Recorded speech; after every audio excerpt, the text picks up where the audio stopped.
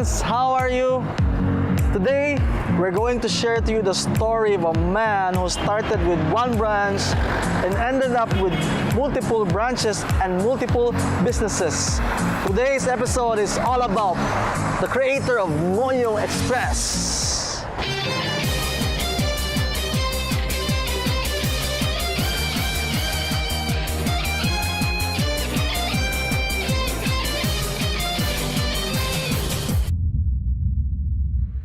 Morning, Dre. Hi, Jake. Morning. Nice to see you again. It's nice to see you also. How are you? Okay. Busy. I think busy is part of a businessman's life. Okay. Guys, we have here Adrian Lee. Can you introduce yourself a little bit? Hi, everybody. I'm Adrian Lee, and I am the man behind Ngohiong Express. Just for a bit of background or just to start everything, can you give a short story of how you started? Okay. I wasn't really thinking, Jake, that I would be doing this business because when I graduated, ang uso was to go abroad. Yeah, definitely. It was either nursing or physical therapy. So I actually studied physical therapy for 3 years in Veles. And I wasn't doing very well because, you know, when you're not happy with what you're doing, so... Lisod yun. So I ended up shifting to a business course. Because while being in Veles, I was also doing other businesses like selling t-shirts, jewelry. And you were in college that time? I was in college already. Okay. So I was doing mga small part-time businesses ba? Joining networking. That's good. So I was doing many things, no? So when I shifted to San Carlos, then I finished business administration. Yeah, while also doing that, I was doing some part-time jobs, no? Part-time jobs. And then when I graduated, I decided to, work for a newspaper based in Cagayan de Oro. I was their Cebu representative. Okay. Yeah. Mindanao Gold Star Daily, no? Because it was owned by my uncle. It was a commission basis, so no salary. you know how it is in advertising. Yeah, no? commission basis. So while sitting in my office, I was thinking of finding a way to come up with a business that can give me a daily income. And Ngohiong was very popular among all of the students in San Carlos. I would say it's the comfort food for Cebuano, di ba? Yeah, but unfortunately, the Ngohiong places at that time, by 2 o'clock, you don't get to buy any Ngohiong anymore. Burger machine was also very famous at that time. Sa wala nakaabot, nyamik ka ng burger machine. Burger machine had like all these vans, and so I was like sketching a store similar to one. So I came up with this first store. No, this was my first store. I designed it like a takeout Chinese takeout box. Like a temple. So. In one of my small businesses, I used my commission as my capital. Starting capital. Yeah, because this is all made of metal, no? And I would say 17 years after, it's still standing, but another outfit na. It's already a Mr. Maki store. No? So this was my business model. Like I was thinking, I want to be like a turtle, no? So if the place is not good, I can just like pull it and transfer it there, no? So at the same time, I didn't have much capital, so I couldn't rent nice locations. So I could only rent vacant spaces. So, Dre, we are going to peek or take a look in your part of your daily routine, just to inspire our viewers on how to become a passionpreneur, which is an entrepreneur doing his passion. So we will discover later on. But first, can you give us a tour of your commissary? Sure. So actually, How long has this office been here? I think around 10 years. Yeah. So my first secret actually is I live where I work. You live where you work. So that's the first secret. Basically, my commute is this stairs. You wanna see Just a while. Yeah, okay. And basically, this is where I live. Then, you know, like, then I go down. My office is in the second floor. What time do you usually start? How does your day start? I actually wake up early. I bring my kids to school. That's so you our still bonding time. so you have because that's the only time I get to talk to them. You know, get to have a nice conversation. So then I go to the office by 8. So what area is this? this is the Shomai production area. So we actually already use a machine. So it's very clean and it's very fast as well. Very fast as well. Here, this is the like where we produce the cake me home. Cake Me Home. Cassava cakes, the egg pie. By the way, Cake Me Home is a different brand. Yes, it's a different brand. Different business entity. It's a different business. What's, if you don't mind, what's the strategy? Put it in another corporation or put it in an umbrella? Actually, it's another company. It's another company. It's another company because it's handled by a different group. So it's more on dealership. We sell products to dealers. So this is the Ngohiong production area. So this is where we make the Ngohiong. We cannot use a machine because of the texture of the Ngohiong, the filling. So, very nice place, Dre. So, Well, actually, Jake, I actually started just in my mom's kitchen in Pardo, where I used to live when I was still single. No? Then my parents had this property in Tres de Abril. It's a small property, and I said, "Can I do my business here?" Okay. So it wasn't like a building, no? So by God's grace and thanks to BPI plugging. So I was able to borrow money from them, and you know, being very young, they trusted me. well, the collateral was a property? This or- property, yeah, Wow. of course, my mom also signed, but I was the one paying for it. No? So when we started to need more space, yeah, so I wrote actually my neighbor, which owned the other this which property? owned the property at my back. No? So I wrote him a letter. It's the late engineer Doroteo Salazar who owned the SIT. Yep. And you know, they are a very good family, and they're they don't need money. But I wrote him a letter anyway, you know, trying to just try my luck. You know, he'll sell me his land. No? He wasn't using this land actually, so there was like roosters there lang. No?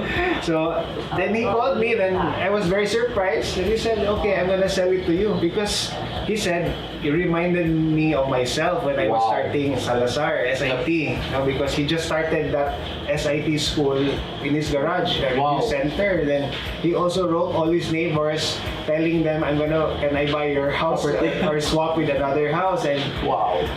and I was so happy because because of him, we were able to expand our commissary. Talking about expansion, Dre, what was your main basis that it is time to expand? It is time to, was it because of the operation, or you had the capacity financially, or was it because of a need?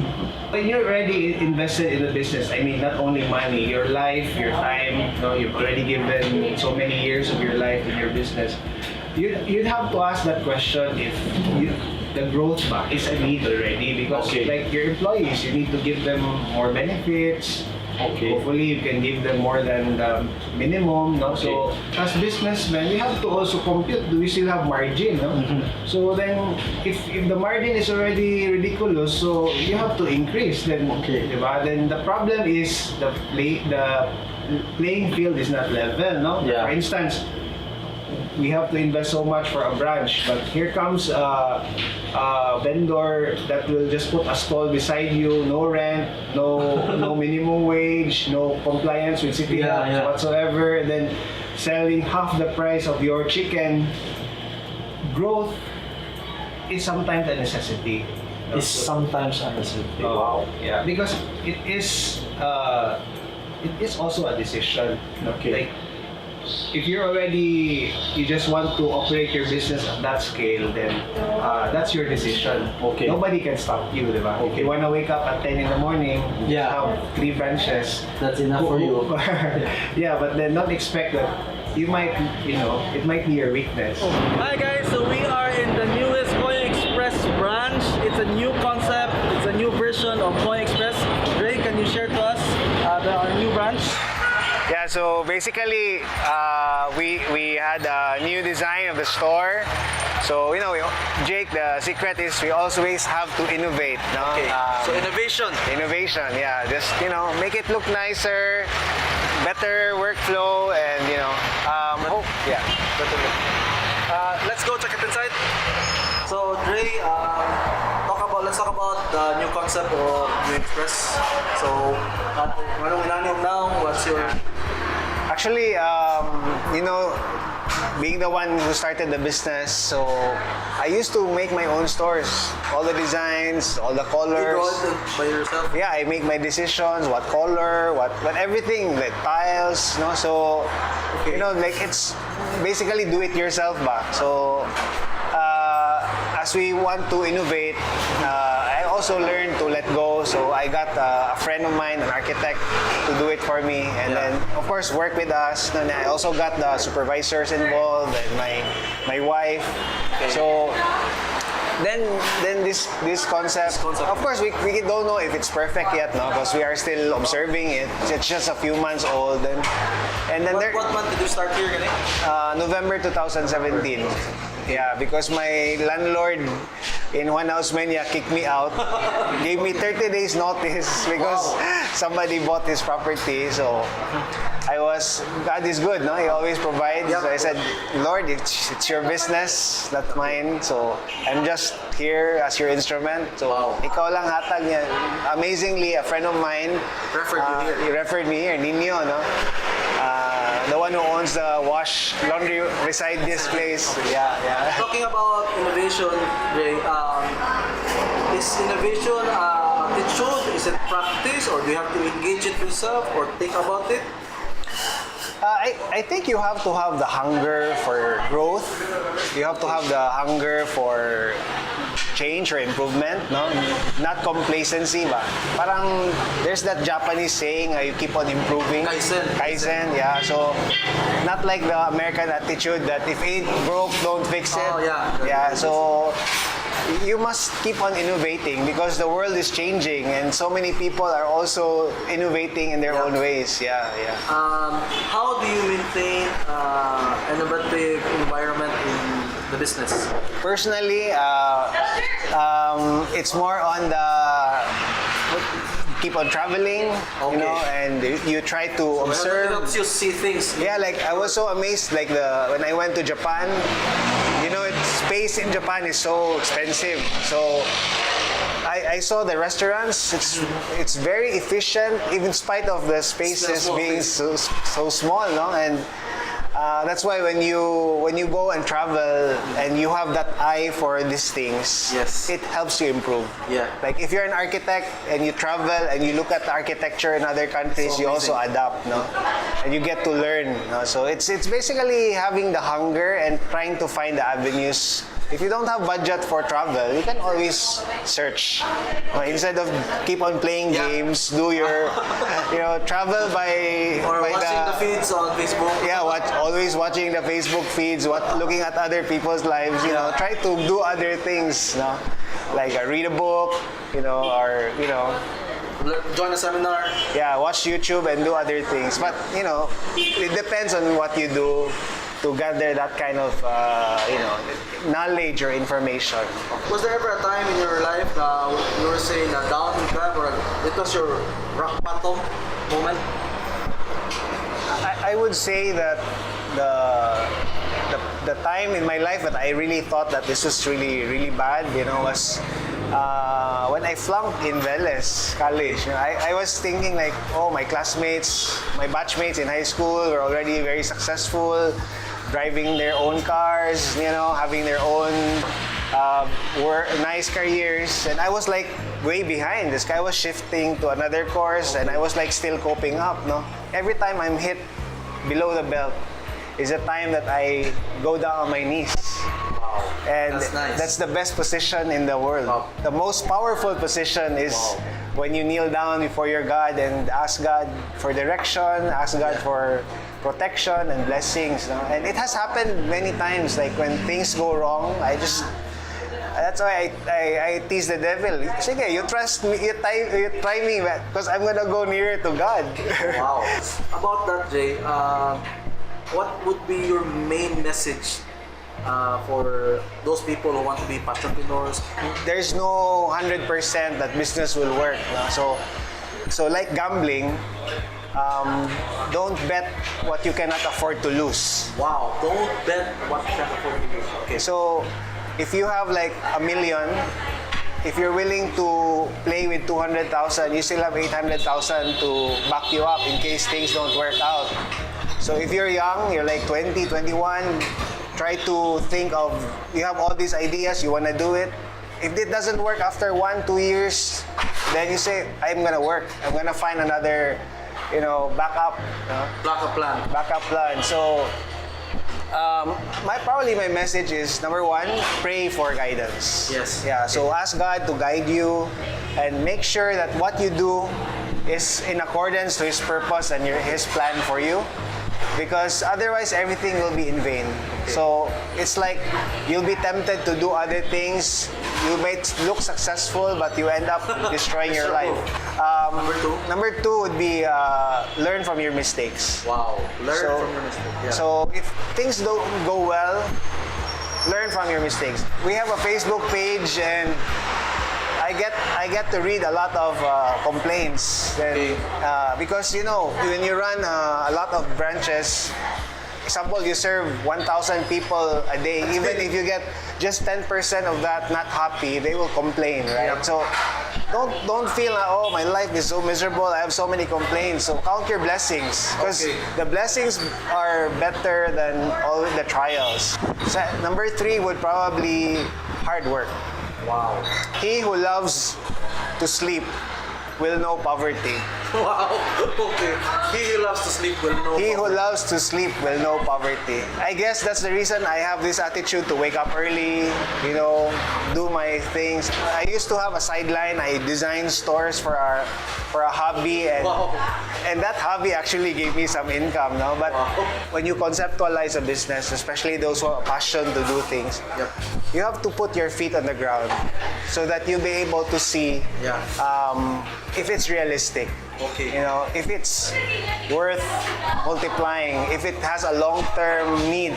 So Jay, would you like to invite our friends for Ngohiong Express? So, hi friends, please don't stop eating Ngohiong at Ngohiong Express. Yeah, and then please patronize our stores. We are happy to serve you. And then also we have other products like our Cake Me Home. We have the cassava cakes, the egg pie, the buko pie, and of course Ngohiong Express. And Mr. Maki, I almost forgot. Yeah, Mr. Maki noodles and toppings. This is our new concept, and please enjoy. And guys, thank you so much for watching. Hope you learned a lot from Adrian, just like I did. I hope, and more importantly, that you apply what you learned from this episode. And just like what we always say here in Passionpreneur, do what you love. Love what you do. You are a You're a passionpreneur.